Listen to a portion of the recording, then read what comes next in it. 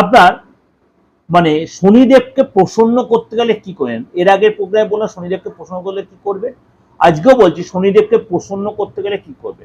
আপনি দেখবেন রাস্তায় বা আপনার বাড়িতে যারা গ্রামে গঞ্জে থাকেন, ইঁদুর বা ছুঁচো গর্ত করে রেখে দেওয়া, সেখানে থাকে তারা।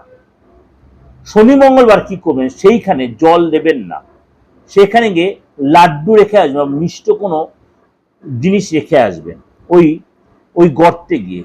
ইঁদুর বা ছুঁচো যে গর্ত করে রেখেছে সেখানে যা থাকে সেখানে মিষ্টদ্রব্য রেখে দেবেন। বা পিঁপড়েকে কিছু খাওয়াবেন।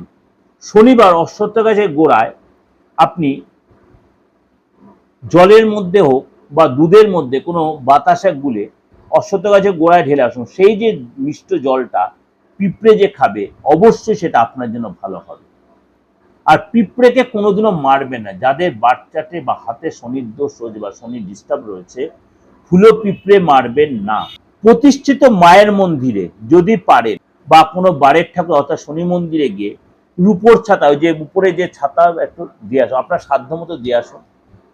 বা আপনি ধ্বজা উড়াতে পারেন, ধ্বজাটা অবশ্যই কমলা রঙের দেবেন, যদি পারেন কমলা রঙের দেবেন খুব ভালো, নয়তো একান্ত না পারলে হলুদ, অন্য কোনো কালার দেবেন না। করে দেখুন, আপনার শনির দশা বা শনির দোষ থেকে আপনি বেরিয়ে আসতে পারবেন।